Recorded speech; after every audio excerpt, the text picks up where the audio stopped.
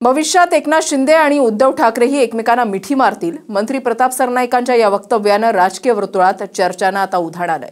तर शनिवारी मुख्यमंत्री फडणवीस आणि आदित्य ठाकरे एकाच हॉटेलमध्ये एकाच वेळेला आल्यानं एक वेगळीच चर्चा सुरू झाली होती. पाहुयात या संदर्भातला हा खास रिपोर्ट. आता 5 जुलैला मात्र त्यांनी एकमेकांना आलिंगन घातलं. यदाकदाचित हाच प्रसंग भविष्यामध्ये उद्धव साहेबांच्या आणि एकनाथ शिंदे साहेबांच्या बाबतीत सुद्धा होऊ शकतं. भविष्यात शिंदे ठाकरेही एकमेकांना मिठी मारतील. सरनाईकांचं भुया उंचावणारं विधान.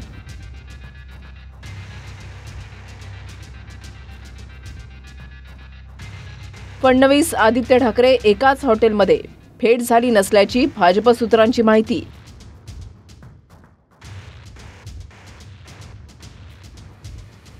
भेटीच्या चर्चांमुळे एक व्यक्ती गावी जाईल, आदित्य ठाकरेंचा टोला.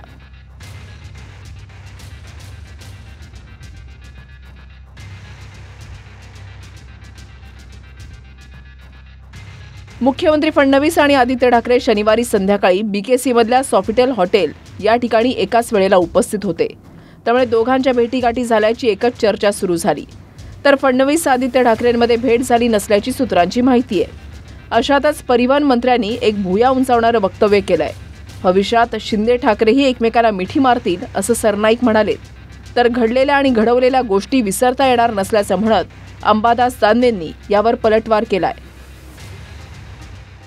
आज जे चित्र तुम्हाला दिसतं राजसाहेबांचं किंवा उद्धव साहेबांचं, 19 वर्षाच्या मागे जर तुम्ही गेलात तर राजसाहेबांनी शिवसेना सोडल्यानंतर स्वतःचा पक्ष स्थापन केल्यानंतर ते सुद्धा एकमेकांना बघत नव्हते, हसत नव्हते, बोलत नव्हते, हस्तांदोलन करत नव्हते. आता 5 जुलैला मात्र त्यांनी एकमेकांना आलिंगन घातलं. यदाकदाचित हाच प्रसंग भविष्यामध्ये उद्धव साहेबांच्या आणि एकनाथ शिंदे साहेबांच्या बाबतीत सुद्धा होऊ शकतं. पण त्याच्यासाठी तुम्हाला वाट बघावी लागेल. अपेक्षित आहे सर. काय सांगते, राजकारणामध्ये कोणी कोणाचा कायमचा शत्रू नसतो, कोणी कोणाचा कायमचा मित्र नसतो. अशा अपेक्षा प्रताप सरनाईकांनी व्यक्त करणं चुकीचे असं मी म्हणणार नाही. परंतु ज्या ज्या गोष्टी झालेल्या आहे, घडलेल्या आहे, घडवलेल्या आहे, ह्याही विसरता येणार नाही एवढंच सांगता येईल. पावसाळी अधिवेशनात मुख्यमंत्री फडणवीस आणि ठाकरेंच्या जवळपास 3-4 वेळा झालेल्या भेटीगाठी आणि दुसऱ्या ठिकाणी वादात सापडलेले शिंदेंचे मंत्री अशा 2 गोष्टी दिसून आल्या होत्या. त्यानंतर एक वेगळीच चर्चा सुरू झाली होती. त्यात सरनाईकांनी केलेले हे वक्तव्य उद्धव ठाकरे आणि राज ठाकरेंवरील प्रश्नावर असलं तरी एक नवा ट्विस्ट घडून आणतंय. हे सगळं असलं तरी योगायोग असो किंवा नसो, शनिवारी मुख्यमंत्री फडणवीस आणि आदित्य ठाकरे एकाच वेळेला एकाच हॉटेलमध्ये आल्यानं चर्चांना उधाण आलं होतं. यावर दोघेही एकाच हॉटेलमध्ये होते, मात्र भेट झाली नसल्याचं भाजप सूत्रांकडून सांगण्यात येतंय. मुख्यमंत्री फडणवीस हे वेगळ्या कार्यक्रमासाठी गेले होते आणि आदित्य ठाकरे त्यांच्या वेगळ्या कार्यक्रमासाठी गेले होते, अशी माहिती सूत्रांकडून दिली जातेय. माझ्या मित्रांसोबत आलो होतो, आमचा डिनरचा प्लॅन होता, फडणवीसांसोबत भेटीच्या बातम्या ऐकतोय. आता या बातम्या पाहून मात्र एक व्यक्ती गावी जाईल असं वाटतंय, असं म्हणत आदित्य ठाकरेंनी उपमुख्यमंत्री शिंदेंना टोला लगावलाय. दरम्यान संताजी धनाजीसारखे टीका करणाऱ्यांना जळीस्थळी काही पाषाणी शिंदेच दिसतात, असा टोला मंत्री शंभूराज देसाईंनी आदित्य ठाकरेंना लगावलाय.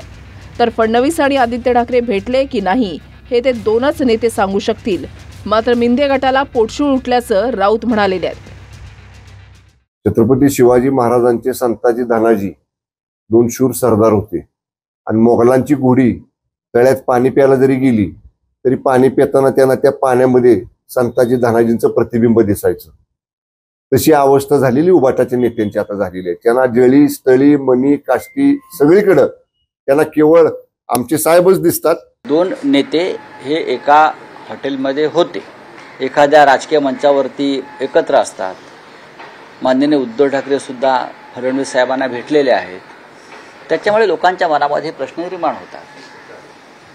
ते भेटले की नाही हे 2 नेते सांगू शकतील. हा एक नक्कीच, पण मिंदे गटाच्या पोटामध्ये भीतीच्या गोळ्यात त्याच्यामुळे नक्कीच आला असं मला कोणीतरी आज सांग. लहान मूल रडलं चिडलं की कुठे जातं हे सगळ्यांना माहिती आहे, असं किशोरी पेडणेकरांनी म्हटलंय. लहान मूल चिडलं रडलं की कुठे जातं हे सगळ्यांना आता कळलेलं आहे. त्यामुळे काय त्याच्यावर बोलायचं.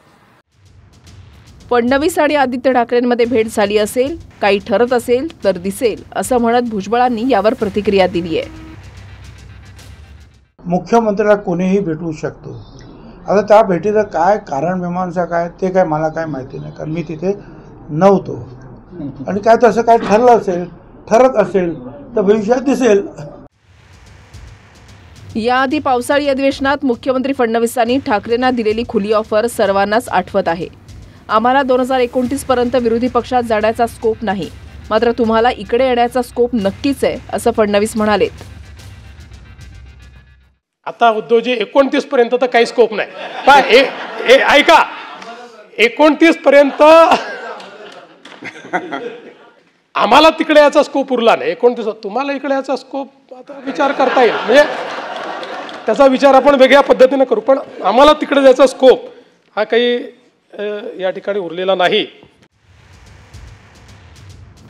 या वक्तव्यानंतर खेळीमेळीचं वातावरण असल्याचं म्हणत स्पष्टीकरण सुद्धा देण्यात आलंय. मात्र एकंदरीत गेल्या काही दिवसांपासून घडलेल्या घडामोडी पाहता राजकारणात कधीही काहीही होऊ शकतं हे वक्तव्य खरं तर ठरणार नाही ना. निवृत्ती बाबर, TV9 मराठी.